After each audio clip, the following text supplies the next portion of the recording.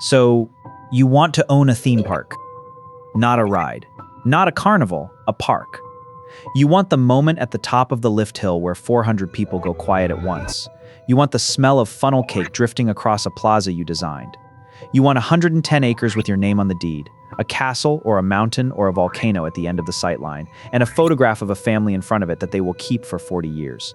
You want to be the person who built the place where people were happy. That picture is not entirely wrong, except before any of that, you need to understand that in a modern theme park, the rides are not the business. They are the cost of being allowed to have the business. Before we go further, we should be honest about who you is here.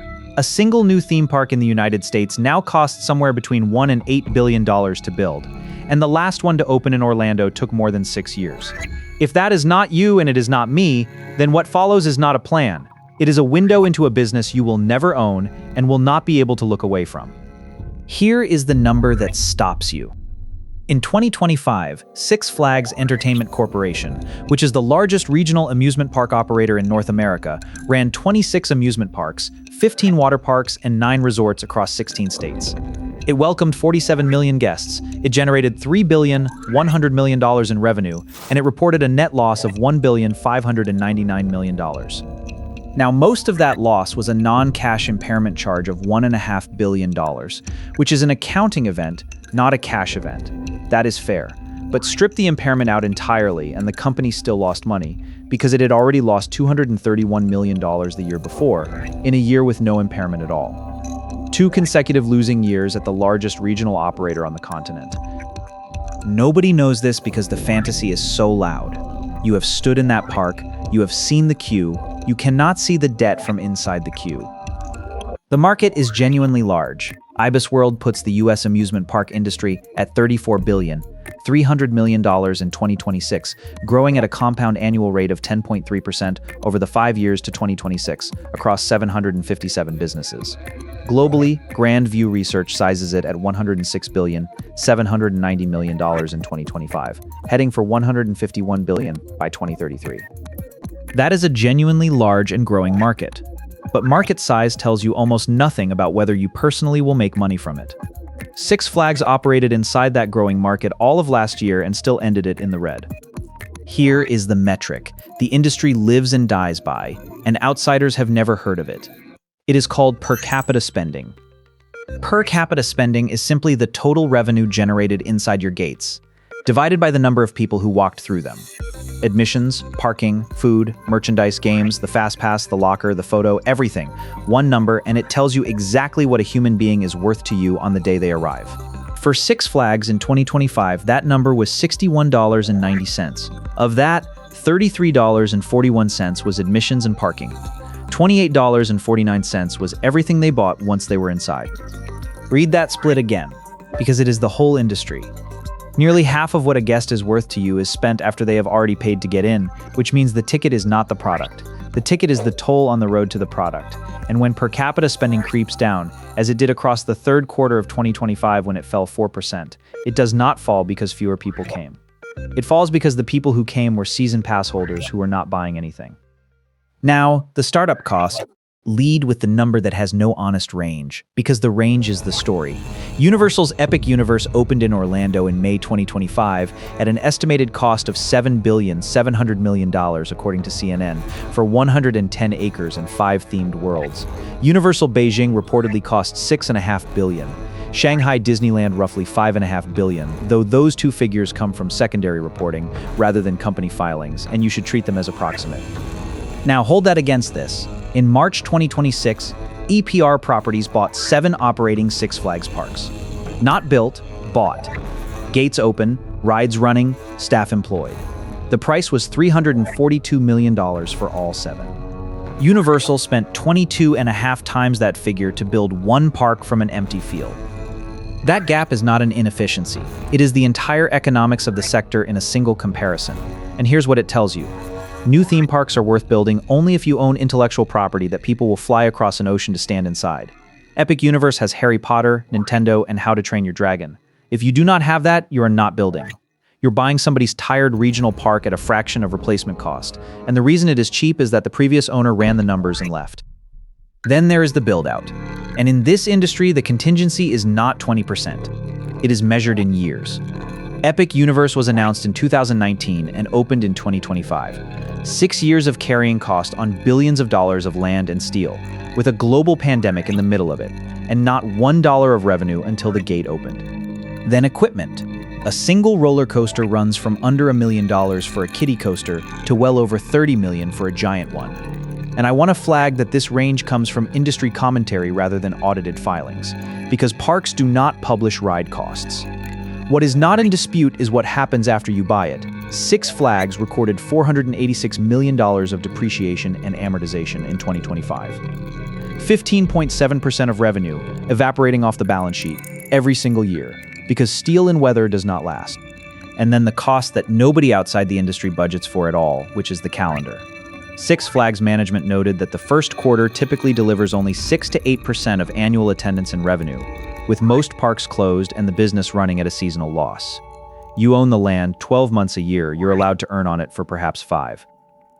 Now watch the margin compress, because this part is beautiful and brutal in equal measure. Six Flags sold $1,037,799,000 of food, merchandise, and games in 2025. The cost of those goods was $269,704,000. That is a gross margin of 74% on everything sold inside the gates. 74%. The grocery industry operates on 25 to 30. A funnel cake is a better product financially than almost anything sold in America. The problem is that between the 74% gross margin on the popcorn and the loss on the bottom line sits a cost structure that consumes the difference with real efficiency. Operating expenses were $1,720 million, which is 55.5% of all revenue. Selling, general, and administrative took another $439 million, 14.2%. Depreciation took $486 million, 15.7%. Interest on the debt took $360 million, 11.6%. Labor, land, rust, and lenders in that order. The distance between that 74% and the number at the bottom is your entire life as an owner. Now the failure rate, and this one deserves care, because most of what gets said about it is folklore. Go to the Bureau of Labor Statistics Business Employment Dynamics Survival Table for arts, entertainment, and recreation. Of the establishments that opened in the year ending March 2015, 58.9% were still trading 5 years later. 41% were gone. Take the cohort that opened in the year to March 2014 and run it out a full decade, and 40.6% survived. Roughly 6 in 10 had closed. That is not a scare statistic designed to talk you out of anything. It is an honest description of an industry where the assets are enormous, immovable, and depreciating. But the specific failure mode is not the one you're picturing, and here's the killer. Six Flags produced adjusted EBITDA of $792 million in 2025. A modified EBITDA margin of 27.1%. Look at that on its own, and it is a good business. 27% margins. You would take that. Now add two things. Net interest expense in 2025 was $360 million, and capital expenditure guidance for 2026 is $425 to $450 million. So call it 437.5 at the midpoint. 360 plus 437.5 is $797.5 million, against $792 million of EBITDA. The interest bill and the new rides together consume 100% of park-level operating profit, every dollar. And here's the part that should make you sit down. That $437 million of capital spending does not buy growth. It buys standing still.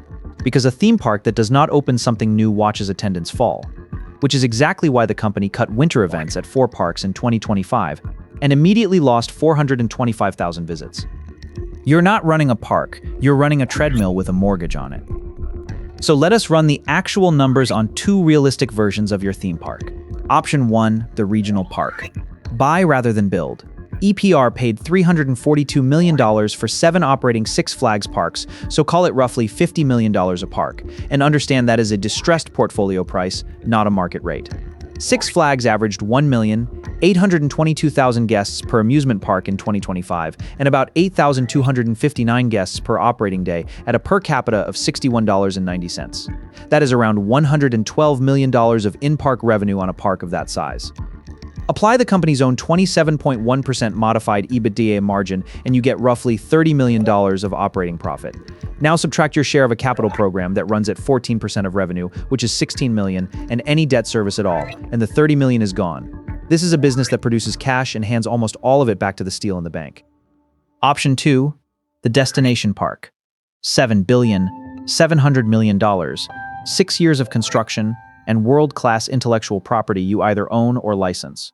The upside is that Magic Kingdom drew 17,836,000 people in 2024, and the top 20 North American parks drew 144 million between them. The downside is that those same top 20 grew 0.3% that year. You are buying into a market that is, in unit terms, essentially flat, and paying a 9-figure annual carrying cost for the privilege. The verdict on both is the same: a genuinely attractive business on paper and a brutally hard business in practice. The theme park business works. It works because human beings have gathered to be frightened together in safe conditions for as long as there have been fairs, and no screen has ever replaced the feeling of the floor dropping out beneath you next to somebody you love. That habit shows no sign of changing. It does not work the way the fantasy version suggests, which is that you build the rides and the people come and the money follows. It works when the intellectual property is strong enough that people plan holidays around it. It works when per capita spending rises faster than attendance falls. It works when the capital program is funded from cash and not from borrowing. It works when the land underneath is worth more every year than the year before. It works when you can survive a rained-out August. And it works most reliably of all for whoever owns the dirt. Because the quiet ending of this story is not bankruptcy. Six Flags America ran for 51 years in Bowie, Maryland, on 500 acres, and closed at the end of the 2025 season. And the company said plainly that marketing the property for redevelopment would generate the highest return. California's Great America goes the same way after 2027. Wild waves after 2026. The parks did not fail. The land simply grew up to be worth more than the joy on top of it. Not bad for an industry that sells you 400 people going quiet at the top of a hill.